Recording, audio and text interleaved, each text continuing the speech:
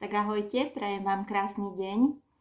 Dnes máme krásny slnečný deň, tak dúfam, že bude aj to rozprávanie moje také srdečné a slnečné ako tento deň.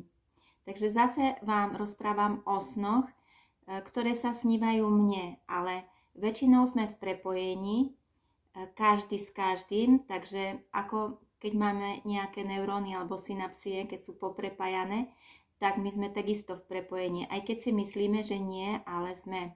Čiže cítime jeden z druhého to, čo prežívame. Sme čitateľní aj pre iných. A keďže máme nejaké sny, tak tieto sny môžu znamenať, že napríklad mne sa sníva nejaký sen, ale ďalším stovkám ľudí sa môže snívať ten istý sen. Aj keď vyzerá ten sen chaoticky niekedy, ale keď vieme kľúč k tomu snu, keď vieme, čo nám rozpráva naša duša, vieme ho doslovne vylúštiť, tak je to taký náš kompas, je to náš taký voditeľ, ktorý nám niečo pripomína v živote, že niečo buď nerobíme dobre, alebo niečo v sebe máme niečo uzamknuté, je čas to otvoriť ako tú Pandorinu skrinku a pozrieť sa, čo sa tam skrýva, aby sme to mohli vyriešiť. Máme v sebe veľa komplikovaných vecí, ktoré sa postupne uvoľňujú z nás a keď ich dokážeme vyriešiť a vyčistiť, o to sa cítime slobodnejší a šťastnejší. Sú to naše programy a viete, keď máte zaplnený počítač alebo keď máte zaplnený telefón, tak ten nefunguje, už potom povie dosť, stopne sa. Takže čím viacej programov máme, tým je spomalený počítač alebo telefón. A tak je dobre tie programy postupne uvoľňovať, aby sme boli takí prázdni a čistí, aby sme naozaj na konci svojho života mohli predstúpiť pred Boha, alebo pred nejaký súd, jak sa hovorí, že je Boží súd, taký čistý a vysporiadaný so všetkým, čo sme v živote urobili, aby sme necítili niečo, že sme niekomu ublížili, aby sme dokázali odpustiť iným, ale hlavne sebe. Takže ja vám prečítam taký môj chaotický sen a takisto som si dala za úlohu ho vylúštiť a niečo k nemu povedať. Takže ak máte nejaké podobné sny, kľudne sa mi ozvite, pozrite si moje sny, dajte like, dajte odber a veľmi rada sa touto formou s vami porozprávam o vašich snoch. Takže sen, ktorý sa mi sníval v stredu 11.10. Bývam v byte takom smiešnom, malom. Je to byt, je to dom a znova sa mi do sna zastúlal môj ex-manžel. Asi preto, že dnes má narodeniny. Mám na návšteve priateľku. Nalejem jej whisky či rum, chceli sme piť vínko. A on tam prišiel, trocha nás tam akože pozdravil, niečo chcel so mnou rozoberať a diskutovať, ale ja som nemala čas a venovala som sa priateľke a nevenovala som pozornosť jemu, ale ako keby mi chcel porozprávať o svojej rodine, ako keby mi chcel porozprávať o sebe a ja som nejako nemala záujem ho počúvať, alebo išla som tak zo slušnosti, niečo som popočúvala, ale žila som si svoj život a už som cítila, že môj život je vzdialený od jeho života. Takže ja som s tou priateľkou, venovala som sa jej, ponúkla som jej whisky, vravím jej, chceš whisky? Lebo víno som nemala, tak som sa ponúkla whisky. A niekde neviem, či odišla, alebo čo, a ja vidím pohár od whisky, ale naraz som sa ocitla už v dome, ktorý som niekedy vlastnila v mojej takej dedinke, veľmi milej. No a vidím ten pohár na schodoch a jej nikde. Tak som sa rozhodla, že sa idem prejsť po tej dedinke. No a už sa mi zdala, že to nie je tá útulná dedinka. Že je to podhorské mestečko preplnené turistami, autami. Niet ani kde zaparkovať. Všade kopec snehu a sú tam obrovské kopce, vysoké skaly, ktoré sa lámu ako ľadovce a veľký kus skaly spolu so snehom sa odlomí.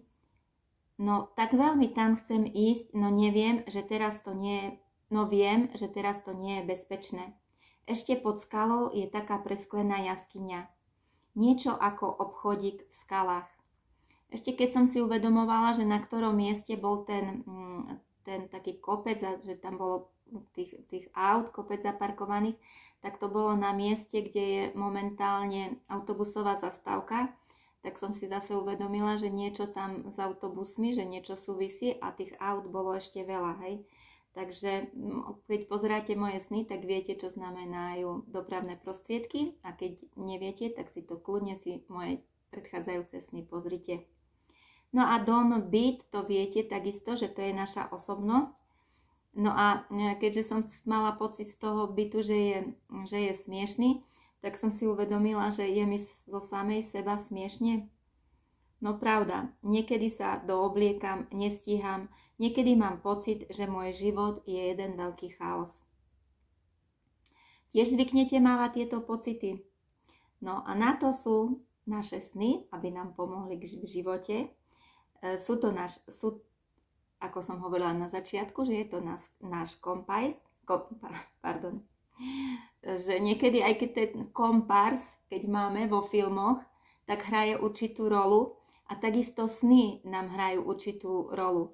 Ale ja tu píšem, že je to ako kompas, ako navigácia.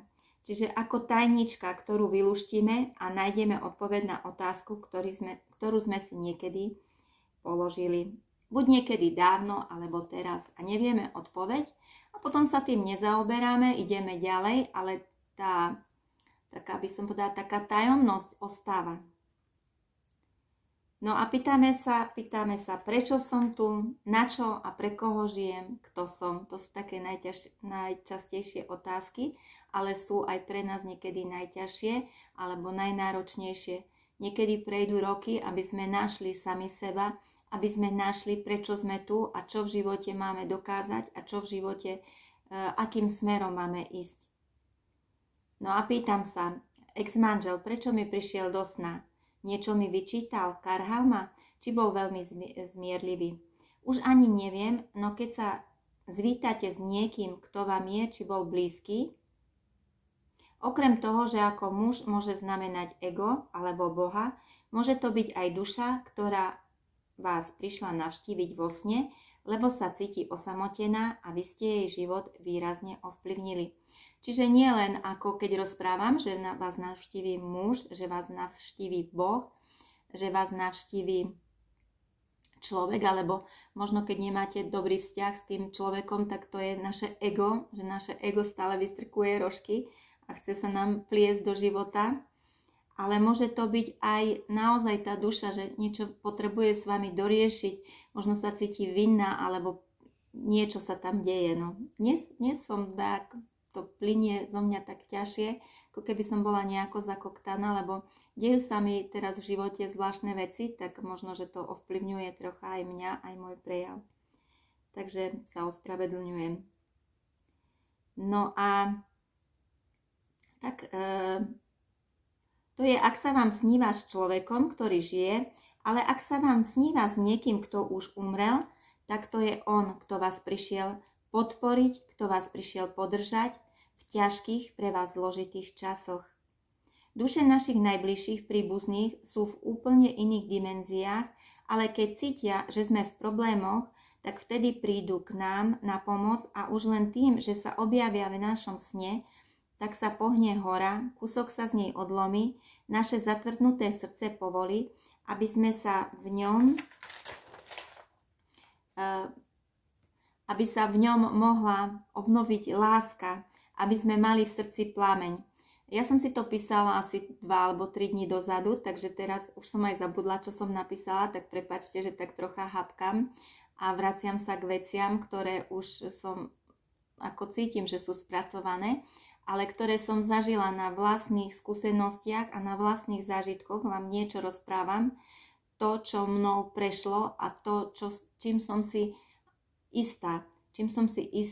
A už ako vy to zoberiete, či to bude súznieť s vami, alebo nebude súznieť, ale so mnou to v tom momente, alebo v tej chvíli, alebo ako keď žiarovka, že luskne, tak niečo tam súzni, hej.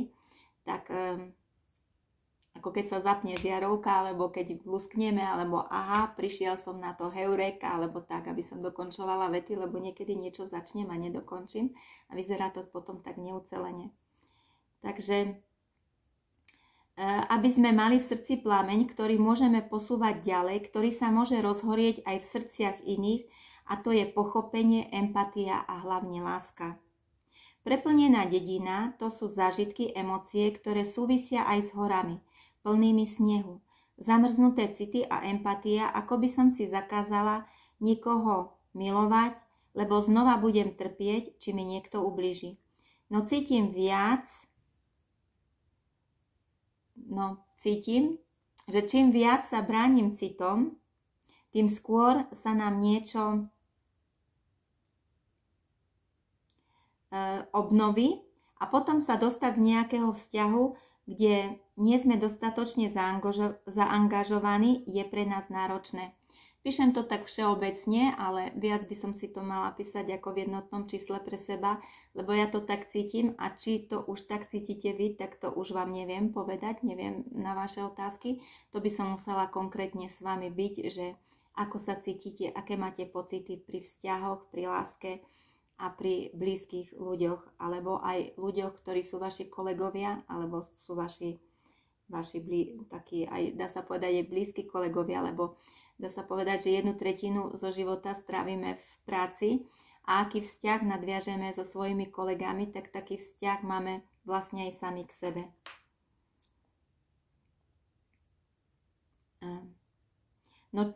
Zopakujem ešte. No čím viac sa bránime citom, tým skôr nás niečo dohoní a potom sa dostať z nejakého vzťahu, kde nie sme dostatočne zaangažovaní, je pre nás náročné, ako keby sme sa báli druhej strane ubližiť, lebo vieme, ako sme sa cítili, keď bolo ubližené nám.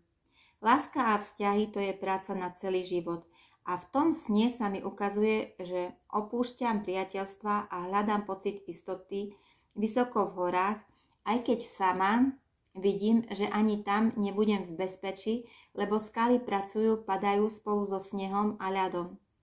Ak ste počúvali moje predchádzajúce sny, tak viete, čo znamená skala a ľad. Takže vo všeobecnosti, ak shrniem tento sen, je výborný, liečivý, všepovediaci. Nechcela som povedať vševediaci, ale všetko, čo povedal vlastne tú situáciu, ktorú prežívam.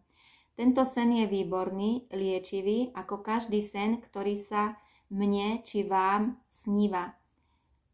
Tak vám prajem veľa zdravia vo výklade vašich snov a ešte viacej lásky. Takže toto som si napísala predvčerom a chcem vám ešte povedať to, čo som na začiatku, som tak začala s takou verbou a chcela som vám povedať, že môžete si moje slova brať, ale nemusíte. Nikomu nechcem vnúcovať svoje myšlienky, nikomu nechcem vnúcovať svoje pocity, ale naozaj je veľmi potrebné, aby sme sa vyznali vo svojich citoch, aby sme sa vyznali v sami sebe, aby sme cítili, alebo aby sme pochopili, prečo cítime k niekomu veľkú, dá sa povedať, empatiu a k niekomu cítime až takú agresivitu. Skadiaľ sa tá agresivita berie, prečo sa berie, prečo cítime, že nám bolo ubližené, a prečo cítime ľútosť, prečo ľutujeme niečo, čím prechádzame. Čiže my nevieme zhora, čo s nami má v pláne najvyšší. My sa potrebujeme pozrieť na všetko z vrchu a potrebujeme mať odstup od našich problémov, lebo každý problém je tu preto, aby nás posunul ďalej. Takže ja si teraz dosť prechádzam takými vážnymi vecami, ale viem, že ma posunú ďalej a verím, že aj keď vy niečo riešite, tak všetko, čo vám príde ako problematické, vedzte, že je tu na to, aby vás posunulo ďalej. Aby sme doslovne otvorili srdcia, aby v nich rozhorel plameň a aby sme cítili, že tá láska preniká od srdca k srdcu a že môžeme byť o to viac empatickejší a láskavejší. Keď pochopíme sami seba, pochopíme aj ostatných. Tak vám veľa lásky želám a aby ste naozaj dokázali v živote zabojovať alebo prijať veci, ktoré vám prichádzajú do cesty a stále ich riešiť srdcom a čo najmenej hlavou, takže už len v tých vážnych prípadoch. Takže krásny deň a nádherné počasie, slnečné. Ahojte.